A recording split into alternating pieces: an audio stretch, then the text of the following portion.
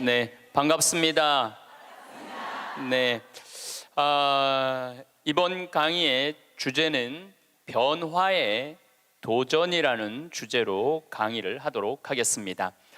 지난 1000년의 발전 속도는 지난 100년의 발전 속도하고 똑같고, 지난 100년의 발전 속도는 지난 10년의 발전 속도하고 똑같고, 또 지난 10년의 발전 속도는 지난 1년의 발전 속도하고 똑같다고 그래요. 또 지난 1년의 발전 속도는 지난 3개월의 발전 속도하고 똑같다고 그래요. 그럼 과거의 1000년 동안의 변화가 지금 3개월 만에 일어나는 거죠. 제가 지난 7월 22일 날 아프리카 잠비아에 선교 봉사를 떠났습니다. 한국에서 인천공항에서 홍콩 들르고, 홍콩에서 남아프리카 공화국 요한네스버그 공항에 가서 또 거기서 비행기를 갈아타고 잠비아까지 가는데 26시간이 걸렸어요. 26시간. 많은 분들은 이야 그러는데, 내가 만약에 1000년 전에 한국에서 잠비아를 갔다면은 1년이 걸려도 못 가요. 1년이 걸려도 아마 제 생각에는 가다가 죽었을지도 몰라요. 가다가. 그런데 그런 아프리카 잠비아를 저는 벌써 8번을 갔다 왔어요. 그러니까 8번을 갔다 왔다는 얘기는 지난 1000년 전 사람들은 상상도 못할 만큼 빠르게 산다는 거죠. 교통적인 면에서. 그리고 보름 동안 잠비아 신학교 수녀원 짓는 거 일을 하고, 그 다음이 미국 강의가 있었어요. 또 다시 잠비아에서 비행기를 타고 요한네스버그 공항에 와서 15시간 비행기를 타고 뉴욕으로 갔어요. 또 뉴욕에서 최종 목적지 LA까지 6시간 비행기를 타고 갔어요. 그것 또한 26시간이 걸렸어요. 26시간이 걸렸는데 벌써 이제 지구를 한국에서 출발해 갖고 거의 3분의 2바퀴를 도는 거잖아요. 그래서 미국에서 LA, 시카고, 텍사스, 덴버, 멤피스, 최종은 다시 동부 아틀란타에 가서 강의를 하고 다시 13시간을 타고 한국으로 돌아왔어요. 지구를 한 바퀴 딱 도는데 걸리는 시간은 3일이에요. 3일. 지구를 한 바퀴 도는데 걸린 시간이 3일이에요. 1000년 전에는 지구가 그렇게 동그란지도 몰랐어요. 1000년 전에는 돈다는 건 상상도 못했고, 아마 배 타고 많이 돌았겠죠. 배 타고 돌았으면은 아마 거의 죽었을 거예요. 그런데 이렇게 제가 지구를 한 바퀴씩 매번 도는 게 벌써 한 5번 정도 이렇게 돌았어요. 그러니까 옛날 사람들에 비하면은 나는 엄청나게 빠른 속도로 살고 있는 거죠. 여러분들 서울에서부터 부산까지 KTX로 얼마가 걸려요? 2시간 반 걸려요. 앞으로 조금 무슨 기차가 나오면 30분 걸린대요. 30분.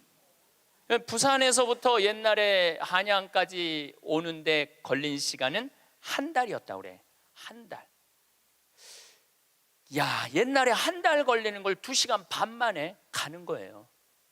그런데 뭐가 그렇게 조급해갖고 1초도 못 기다리고 빵빵거리고 속력 내고 그런 거 보면은 현대인들이 엄청난 혜택을 누리고 있으면서도 많은 걸 뺏기는 것 같아요. 저는 요즘 운전을 할 때 거의 과속을 하지 않아요. 요즘 내비게이션으로 여기 딱 찍으면은 평창에서부터 삼성산까지 2시간 반 정도 걸려요.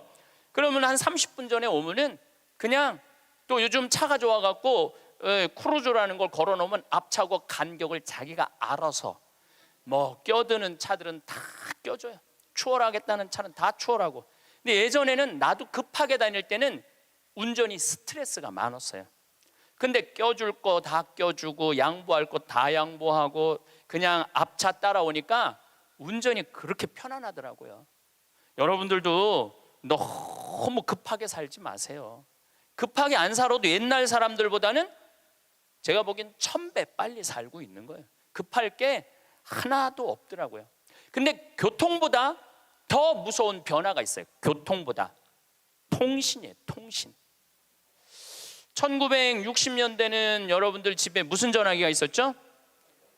돌리는 다이얼 전화기가 있었죠? 네. 1970년대 후반 80년대 막 초에 들어서서는 뭐가 있냐면 누르는 전화기가 나왔어요. 그리고 80년대 중반에는 집안에서 무선 전화기가 있었어요. 그러니까 이 거실에 이 돌리는 전화기 있을 때는 바람을 피고 싶어도 필 수가 없었어요. 거실에서 통화를 해야 되니까. 근데 이거는 뭐 화장실에 가서 들고 가서 해도 되고, 그러니까 이 세상이 변하기 시작한 거죠. 1980년대 말은 드디어 우리가 알고 있는 휴대폰이 나왔어요. 휴대폰이 이제 집 밖에서도 전화를 할 수 있는 세상이 된 거죠. 그리고 우리나라에서는 각각 나라마다 다르는데 2009년에 본격적으로 스마트폰이 나왔어요.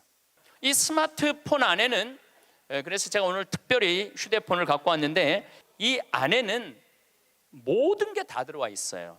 이걸로 내 차 시동도 걸을 수 있고, 이걸로 텔레비도 볼 수 있고, 동영상도 볼 수 있고, 음악도 들을 수 있고, 인터넷도 할 수 있고, 유튜브도 볼 수 있고, 이게 못하는 게 없어요. 정말 못하는 게, 요 조그만 거 안에 못하는 게 없어요. 1960년대 컴퓨터가 처음 나왔을 때 컴퓨터 미사일 궤적 계산하느냐고 컴퓨터를 썼어요. 그 컴퓨터 크기는 30톤이었어요. 30톤. 그러니까 이 앞에 앉아 계신 여러분들 꽉. 그런데 그거보다도 이게 성능이 더 좋아요. 훨씬 더 좋은 세상에 살고 있어요. 할머니들이, 내가 명동에, 지난주에도 명동에 모임이 있어서 갔었는데, 이렇게 걷다 보면 할머니들이 날 만나면 너무너무 반가워해요. 아이고, 신부님 여기서 만나다니, 명동 길에서. 그럼 할머니 네 분이 이렇게 만나면은 사진 찍자고, 휴대폰이 있으니까 사진 찍자고. 근데 또 찍을 줄을 모르니까 그 중에 제일 젊어 보이는 할머니한테 네가 찍으라고, 네가 제일 젊으니까. 이건 젊을수록 유리하잖아요, 휴대폰은. 근데 이 할머니가 이런 말 합니다. 나도 잘 몰라. 그래도 네가 찍어, 신부님이랑. 이런 기회가 어딨어. 그래갖고 이제 할머니 세 분하고 나하고 이렇게 웃으면서 내가 이렇게 사진을 딱 찍으려고 웃으면은 할머니가 딱 사진을 찍으면서 하는 소리가 있어요. 신부님, 그런데 왜 내가 나와? 왜 내가 나와? 네가 나오는지 내가 나오는지도 몰라.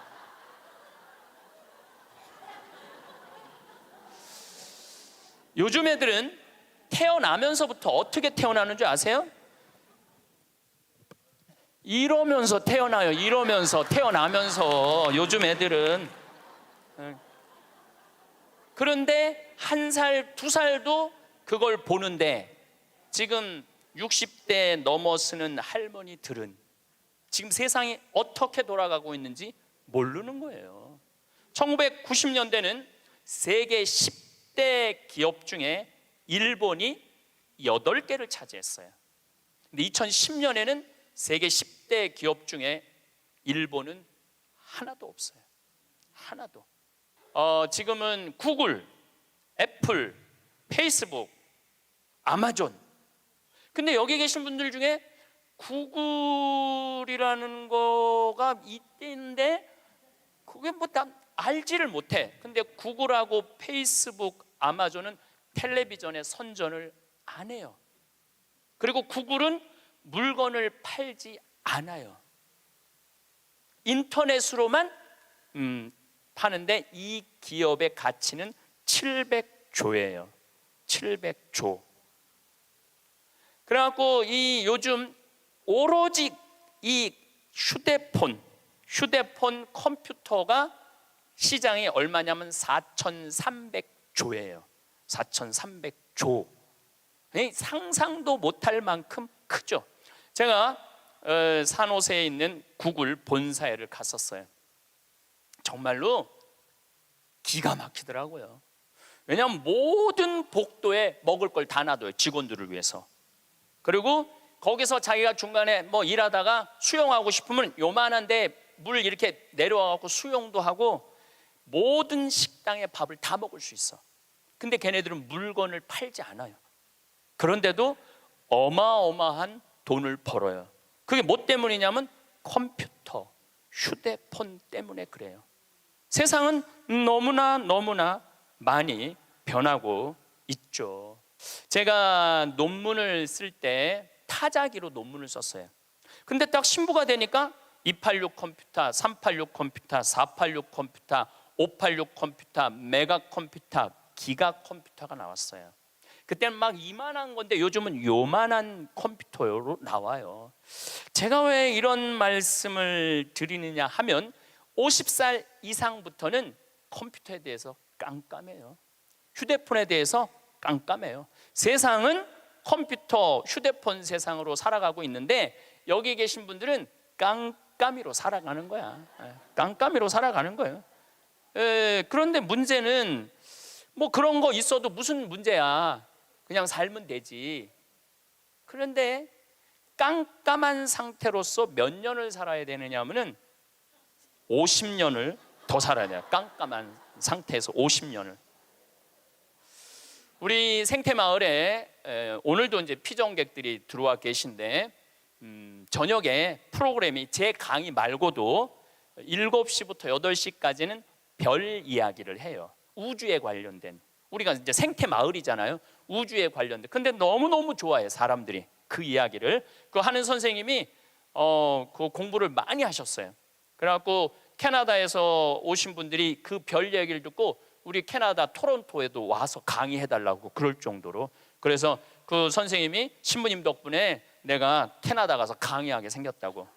그리고 8시부터는 이번에 7월 1일 날 주교님께서 우리 생태마을에 많은 피정객들이 오니까 시카고 대학에서 상담 심리 박사학위를 딴 신부님을 보내주셨어요.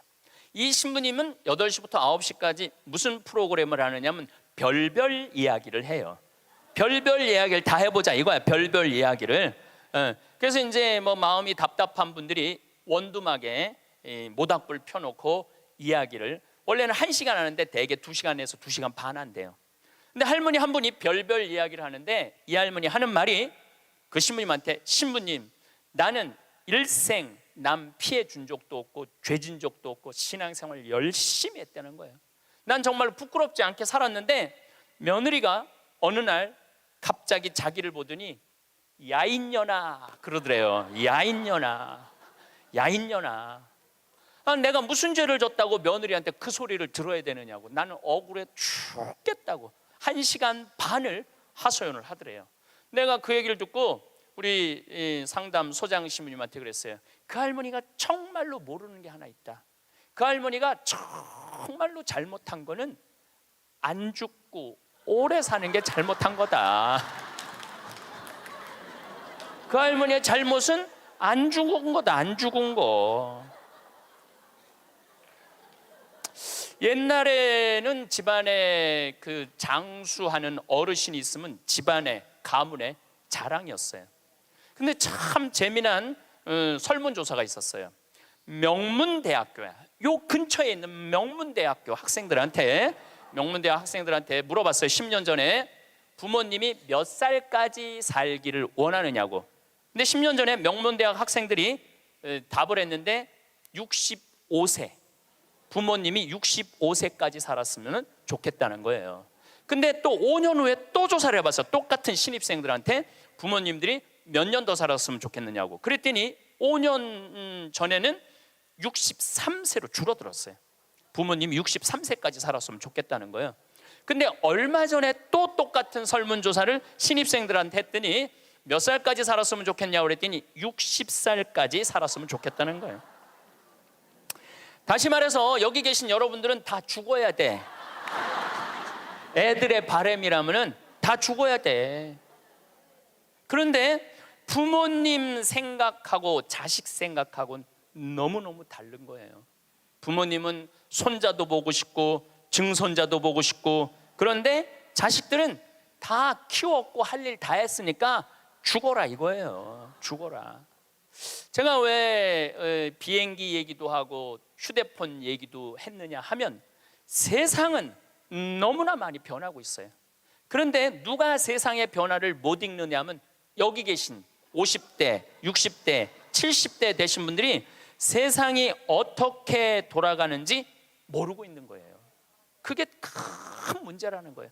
그걸 세상이 돌아가는 걸 알면 대처를 할 텐데 세상 돌아가는 거에 대해서 알지를 못하니까 야인녀나 이 소리를 듣는 거예요. 그러니까 여러분들 며느리한테 야인녀라는 소리 안 들으려면 어떻게 하면 좋아? 아니지, 죽으라는 얘기가 아니야. 죽으라는 얘기가 아니라 자식하고 같이 살 생각을 처음부터 하지 말아야죠. 왜 자식하고 같은 집에서 살아요? 그러니까 그런 마음으로 인생을 바라봐야 된다는 거예요.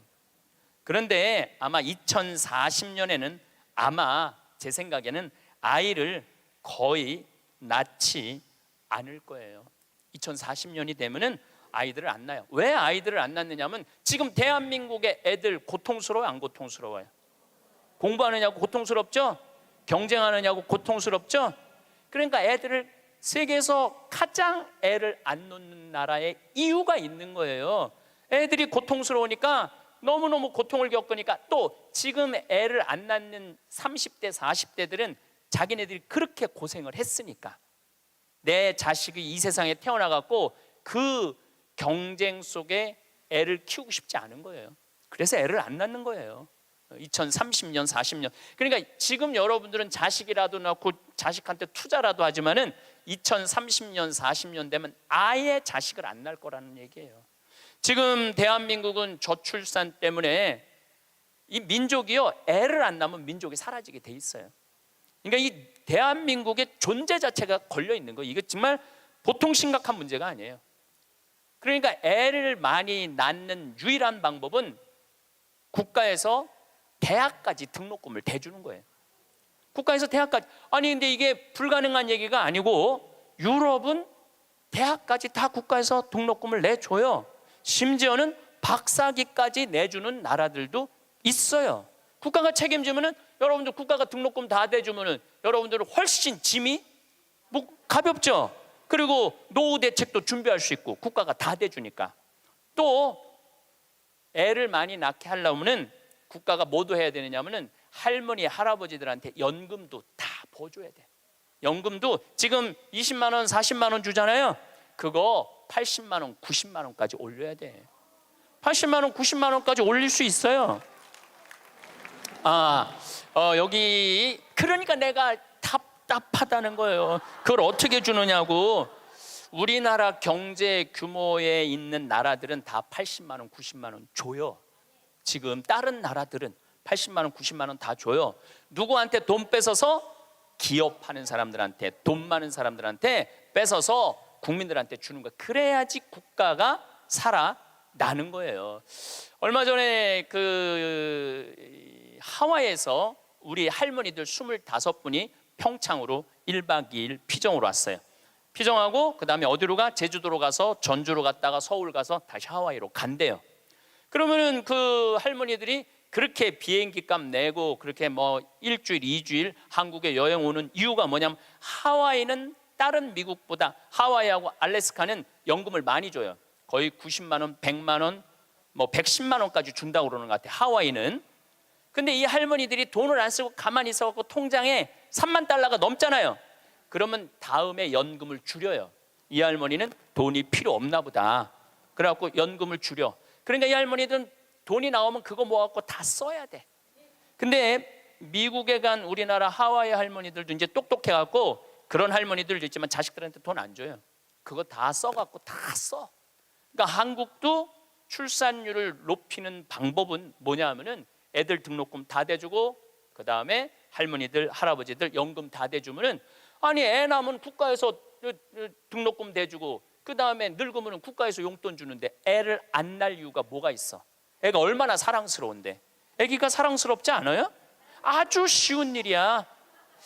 저 신부님 참 답답한 얘기하네. 돈이 어디 있어서 그런 걸 하느냐고. 여러분들 내가 조금 전에 교도소 아주 굉장히 높은 분을 만나고 왔는데, 교도소에 죄수 한 명 1년에 돌보는데 들어가는 돈이 2,500만 원이래. 2,500만 원. 일주일에 한 번씩 고기 80년대부터 나왔대. 그리고 요즘 보리가 비싸갖고 다 쌀밥 준대. 보리가 비싸갖고. 그러면은 2,500만 원을 들여갖고 그 사람들을 감옥에다가 집어 넣는 게 낫느냐, 그 사람들 한 달에 200만 원씩 줘가면서 이 세상에서 건강하게 사느냐, 그게 어디가 좋을 것 같아요? 뭐가 좋을 것 같아? 세상에 나와갖고 한 달에 200만 원씩 국가가 줘갖고 쓰는 게 나라 경제에도 도움이 되는 거예요. 우리가 이 자본주의 국가, 민주주의 국가에서 돈을 아낀다고 이게 국가가 돌아가는 게 아니에요. 옛날에 못 먹고 못 살 때는 아껴야지. 근데 지금 대한민국은 돈이 흘러 넘쳐요. 이거를 골고루 온 국민들한테 다 보내야 돼. 근데 첫 번째 보내는 건 교육비 전액 국가가 부담하는 거예요. 두 번째는 할머니 할아버지들 국가가 책임지는 거예요. 그러면은 나라는 잘 돌아가게 있어요. 죄도 없어지고 범죄도 없어지고. 학교는 그럼 어떻게 해야 되느냐? 학교 가서는 공부 가르치면 안 돼요. 경쟁을 가르치면 안 되고, 사랑하는 방법, 이웃을 배려하는 방법, 협동하는 방법, 재미있게 사는 방법, 노래하고 춤추고 놀이를 가르치면은 대한민국은 정말로 행복한 나라가 될 거예요. 근데 우리는 경쟁만 앞세우는 거예요. 1등만 앞세우는 거예요. 그래서 애들이 참 착하잖아요. 그리고 순한 애들한테 뭐라고 그러냐면, 너 그렇게 착해 빠져갖고 어떻게 이 세상을 살라고 그래? 너 독하게 마음 먹고 살아야 돼, 세상. 그러니까 계속 독해라고 그러니까 애들이 중학교, 고등학교만 되면 독해져 있어. 애들이 독해져 있어요. 이게 지금 대한민국이 뭐가 잘못된 거죠. 이제 앞으로 20년, 30년 후에는 우리가 굳이 공장에 가서 일하지 않아도 돼요. 왜냐하면 누가 다 할 거냐면 로봇가 다 해요. 그러면은 앞으로 20년, 30년 후에 대한민국이 행복하려면 어떻게 해야 되냐면, 국민들이 뭐에 정통해야 되냐면 인문학에 정통해야 돼. 인문학이라는 건 뭐냐면은 인간의 가치는 뭐고, 어떻게 살아야 되고, 어떻게 잘 죽어야 되고, 그 높은 정신적인 수준이 있으면은 서로 나누고 사는데 별 문제가 없다는 거예요. 앞으로는 컴퓨터가 우리 반 이상은 해요. 우리 살아가는 거 반 이상은 컴퓨터가 해요. 지난번에 알파고하고 우리 이세돌하고 바둑둔 거 아시죠? 네. 4승 1패. 알파고가 4승 1패 했어요. 이세돌이 1승을 했어. 유일한 1승이에요. 커제는 세계 바둑 1위 커제는 3전 3패. 근데 놀라운 건 알파고가 뭐라고 그랬냐면, 인공지능 컴퓨터 얘기하는 거예요. 뭐라고 그랬냐면, 이제는 인간하고 더 이상 바둑은 두지 않는다. 수준이 떨어져 갖고 더 이상 바둑은 두지 않는다는 거예요, 인간하고. 왜냐하면 자기 학습을 하거든. 자기 학습. 여러분들 요즘 로보 어드바이저라고 있어요. 로보 어드바이저. 이게 뭐냐면은 주식 투자할 때 이 로보 어드바이저한테 내 거 좀 투자 좀 해달라고 그러면 얘가 투자하는 거야. 근데 이 로보 어드바이저가 투자를 하면은 평균 수익률이 3에서 5%래요. 거의 돈을 날리는 경우는 없대.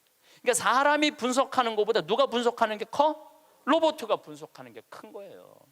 그러니까 이 세상이 완전히 새로운 세상으로 넘어가는 거죠. 우리 주위에는 누구라는 인공지능 컴퓨터가 이제 들어왔어요. 우리 집에. 누구라는, 얘가 뭐를 하느냐면 영화도 보여주고 음악도 틀어주고 에어컨도 틀어주고 은행 업무도 봐줘요. 기가 막힌 거예요. 대화도 해주고 주인님 일어나시라고 그러고. 그러니까 이제는 앞으로는 제가 보기엔 2040년에 가면은 결혼도 하지 않을 거예요. 결혼도. 아이를 안 낳는 게 문제가 아니라 아예 결혼을 하지 않을 거예요. 미국에서는 이제 2040년에 뭐가 나왔느냐면 성생활하는 로봇가 나왔어요. 2009년에 라스베가스에서 로봇 전시회를 했는데, 록시라는 여자 컴퓨터가 나왔어요. 근데 키가 1m 70, 몸무게가 54kg.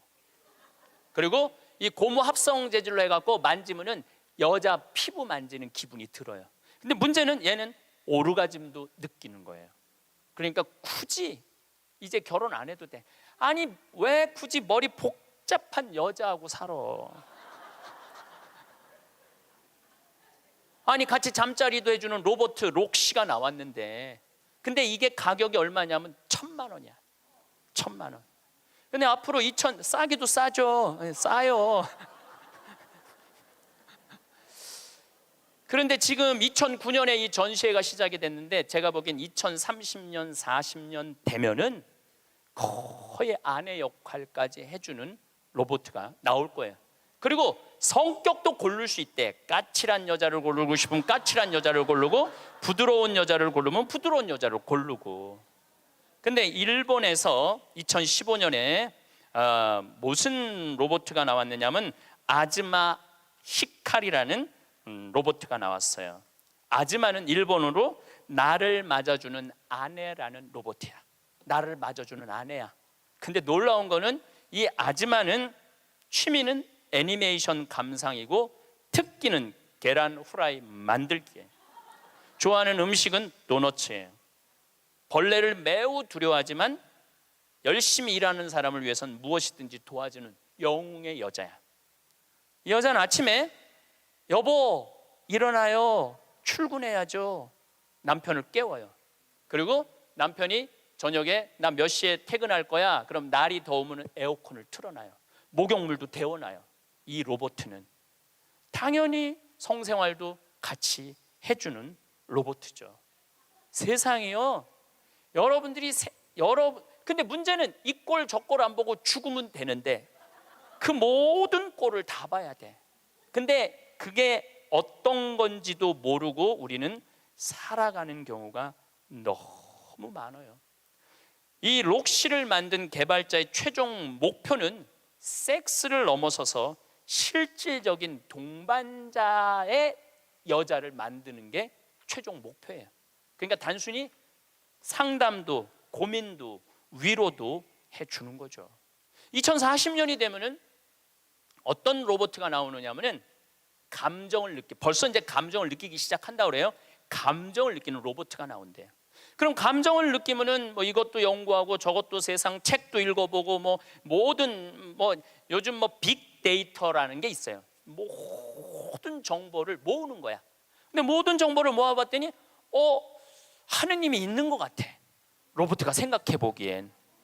그래갖고 나도 좀 세례를 받아야 되겠다. 나도 좀 신앙생활을 해야 되겠다. 그래갖고 나한테 와갖고 신부님 저 세례 좀 주세요. 저 록시가 와갖고 신부님 저 세례 받고 싶어요. 세례 줘야 돼 말아야 돼? 안 돼요? 내가 너 세례 못 줘? 그러면은 얘가 이럴 거예요. 신부님 걱정하지 마세요. 우리가 세례 주는 로봇을 만들면 돼요. 세례 주는 로봇 만들면 돼요. 이게 굉장히 복잡한 이야기인데 이게 진화의 한 과정이에요. 우리가 무슨 네안데르탈인, 무슨 호모사피엔스, 크로마뇽인, 이게 다 진화되면서 우리가 됐잖아요. 그럼 우리가 또 진화를 해갖고 그런 DNA 조작 인간, 이 DNA 조작 인간도 제가 언제 얘기를 했냐면 1997년부터 얘기했어요. 앞으로는 DNA 조작 인간이 나올 거라고. 3D 컴퓨터 얘기는 많이 들어봤죠? 네, 그게 그 3D 컴퓨터가 자가용도 찍어내고 권총도 찍어내고 다 찍어내요. 근데 뭘 찍어냈느냐면 콩팥을 찍어냈어. 콩팥을 찍어내갖고 콩팥 상한 10대 소년한테 그 콩팥을 집어넣어줬어요. 완전히 바꿔준 거죠. 콩팥을 3D 컴퓨터로. 근데 걔는 지금 거의 20살이 됐는데 레슬링 선수가 돼 있어요. 그 옛날에 장기 바꾼다 막 그랬잖아요. 그게 이제 벌써 우리 앞에 와 있는 거죠. 제가 너무 앞서 나가는 것 같지만 지구를 3일 만에 한 바퀴 도는 세상에 우리가 살고 있어요. 지금은 4차 산업의 시대라고 그래요. 4차 산업의 시대. 1차 산업은 뭐냐면은 증기기관, 와트가 실린더 증기 막 보일러 막 끓여갖고 증기가 해갖고 실린더 피스톤 왔다 갔다 해갖고 증기기관. 그래서 증기기관 배, 증기기관 기차 뭐 이런 거 생긴 게 1차 산업이에요. 2차 산업은 에디슨이 전기를 발명했어요. 전기. 그래갖고 지금 이거 다 전기의 혜택 아니에요. 지금 우리가 전기 없으면은 한순간도 못 살 거예요. 여러분들 냉장고, 밥하는 거, 뭐 뭐든지 세탁기 다 뭘로 돌려? 전기로 돌려요. 그런데 1980년대부터 본격적으로 이제는 누구의 시대가 왔느냐면 컴퓨터 시대가 왔어요. 거기에 혁신적인 사람이 벌써 죽었지만 스티브 잡스라는 사람이에요. 이제는 컴퓨터가 이제 끝나갖고 인공지능이 와갖고 이제는 4차 산업의 시대로 접어들고 있어요. 4차 산업. 4차 산업의 시대는 우리 인간하고 DNA 조작 인간하고 그 다음에 인공지능 인간하고 공유하는 세상이 온다는 거예요. 공유하는 세상이 완전히 새로운 세상이 펼쳐지죠. 그 며칠 전에 우리 동창 신부 25주년이라 미사 같이 봉헌을 했어요. 내가 너무너무 사랑하는 동창 신부라 분당에 가갖고, 근데 또 뭐 같은 신부님이 와갖고 얘기를 하는데 자기가 오스트리아 대사가 자기를 초청해갖고 오스트리아를 갔는데 아주 시골을 갔대요. 근데 할머니 여섯이서 커피를 이렇게 찻집에서 놓고 토론을 하는데 너무너무 진지하게 토론을 하더래. 근데 뭐 말을 못 알아들으니까 그 대사한테 물어봤대요. 저 지금 무슨 토론하는 거냐고. 할머니 한 분은 철학가의 얘기를 하고, 한 할머니는 음악에 대해서 얘기하고, 한 할머니는 미술에 대해서 얘기하고, 한 할머니는 지금 이 세상에 돌아가는 정치 얘기를 토론을 몇 시간씩 하고 앉아 있다는 거예요. 근데 그거는 저는 뭐 유럽을 다닐 때도 그렇고 미국을 다닐 때도 그렇게 토론한 할머니 할아버지들이 토론하는 모습을 많이 봐요. 또 자식 손자들한테도 그 깊은 얘기를 해줘요. 근데 대한민국의 할머니들을 이렇게 가만히 생각해 보면은 그렇게 토론을 할 수 있는 할머니들이 얼마나 있을까? 이거 물어보고 싶어요. 이제 그냥 밥 먹고 살고 밥 먹고 사는 세상은 지났어요. 이제 여러분들은 텔레비에서 말하는 인문학은 그 젊은 사람들 게 아니고 배운 사람들 게 아니야. 바로 여기 계신 여러분들 거예요. 그래서 인문학 강의. 근데 사실 여기 오신 분들은 아무 문제가 없어. 강의 들으러 여기 왔잖아요. 이 긴 시간 뭔가 듣는 여러분들은 정신이 깨져. 정신이 깨요. 근데 듣지도 않고 변화에 대해서 들여다보지 않는 분들은 참 답답한 거예요. 그 시대는 변하는데 나만 안 변해. 그 시대는 변하는데 나만 안 변하는 사람들을 내가 이번에 미국 가서 보고 왔어요. 미국에 가보니까 70년대 이민 간 분들은 70년대 한국만 생각해. 80년대 이민 간 분들은 80년대 한국만 생각해. IMF 때 쫄딱 망했을 때 이민 간 분들은 그때만 생각을 해. IMF 우리가 탈출한 지가 얼만데. 그러니까 70년대 이민 간 분들 얘기를 들어보면 폰이 미국으로 수출했거든요. 그러면 미국의 길에 서 있는 건 다 폰이라는 거야. 그거 무슨 깡통 찌그러뜨려 갖고 폰이를 만들어 갖고 수출을 했다고 그래요. 그러니까 자기는 한국차 안 산다는 거예요. 근데 폰이 만든 지가 언젠데 아직 폰이 얘기를 해. 한국에 폰이도 없는데. 그리고 내가 우리나라 차들을 타보면은요, 벤츠, BMW 부럽지 않아요. 정말로 차 잘 만들어요. 그런데 70년대 생각만 하는 거예요. 들여다볼 기회가 없으니까. 한국에 30년 동안 안 와봤으니까 그때 얘기만 하는 거예요. 또 이번에 시카고 강의를 갔는데 시카고는 눈이 많이 온대요. 근데 이 시카고는 눈이 오면은 눈 떨어지기 전에 제설차가 기다리고 있다가 눈이 떨어지면 다 친대. 내가 강원도 산다니까 강원도는 제설차가 2대밖에 없지만은 우리는 눈 떨어지기 전에 다 친다는 거예요. 그분은 80년대 이민 간 분이에요.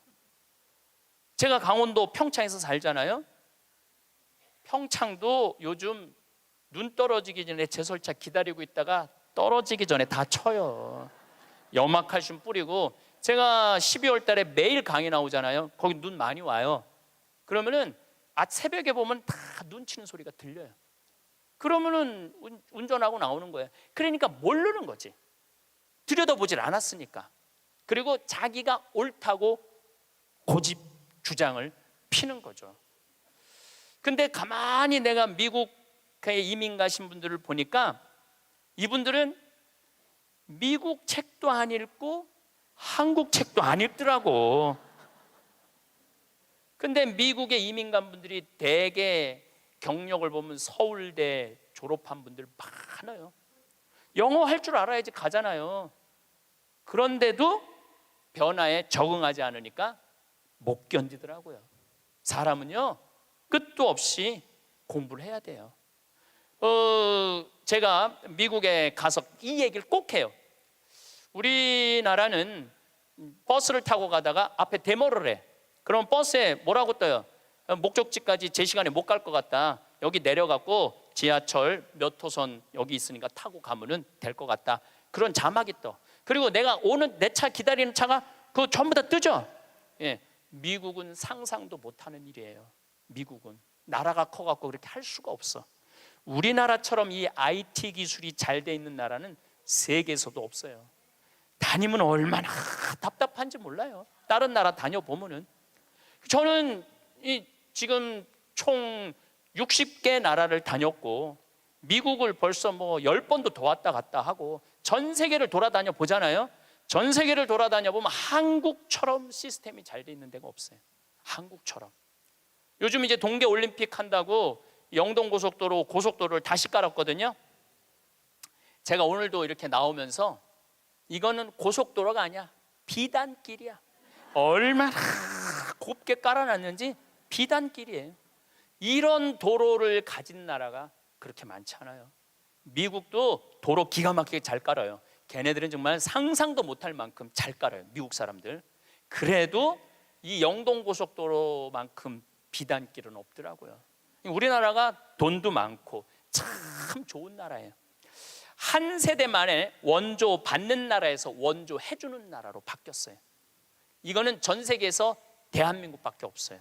지금 코트라 활동 대단해요. 또 제가 뭐 영남대학 무슨 많은 대학을 이렇게 다녀보면은 서울대학도 마찬가지고 무슨 각 대학마다 제3국에 있는 나라 학생들을 데려다가 공부를 시켜요. 그리고 석박사 과정. 그리고 공부만 시키는 게 아니야. 활동비, 생활비, 뭐 전세비 다 줘요. 그래갖고 여기서 공부하고 거기 가면은 집도 한 채 한대요. 그러니까 우리나라가 그렇게 지금 많이 도와주고 있는 나라예요. 원조 받는 나라에서 원조 해주는 나라로 바뀐 대단한 나라예요. 그리고 개발도상국 동남아시아 국가에서 가장 닮고 싶은 나라 1위는 어디냐면 대한민국이에요. 대한민국을 가장 닮고 싶어요. 그러니까 한국어를 그렇게 많이 배우는 거예요. 여기저기서 한국어를 많이 배우는 거예요. 아시아 국가 중에 민주주의도 1위예요. 미국이 민주주의 지수가 19위, 일본이 20위, 우리나라가 21위예요. 나는 내가 보기엔 미국보다 대한민국이 더 민주주의가 좋은 것 같아. 왜냐하면 경찰서에서 술 먹고 난동 부리고 의자 내던지는 나라는 대한민국밖에 없어요. 공무원들도 마찬가지예요. 뭐 공무원들 부패 지수가 높다 그러지만은 그건 높은 사람들이고 요즘 젊은 공무원들 그 어려운 시험 봐서 통과한 공무원들은요. 오늘도 우리 이 직원이 무슨 우리 이제 생태마을 물건 허가 때문에 읍에 들어갔다 왔는데 그렇게 친절하게 설명을 해주고 도와주더라는 거예요. 근데 미국이나 뭐 유럽이나 가보면요 공무원들이요 얼마나 고압적인데요. 기다리라고 그러면 일주일도 기다려야 되고 2주일도 기다려야 돼. 참 좋은 나라에서 살고 있는 거예요, 여러분들. 세계에서 최단 기간 IMF를 극복한 나라는 우리나라밖에 없어. 3년 8개월 만에. 이것도 금 모은 나라. 대단하지 않아요? 한글의 기적, 문맹률이 1.7%밖에 안 돼요. 98%가 글을 읽을 수 있는 나라예요. 정말로 내가 보는 대한민국은 위대하고 대단한 나라야. 그래서 대한민국을 뭐라고 부르느냐면 대단해서 대한민국이라고 그러는 거. 대단해서 대한민국이라고.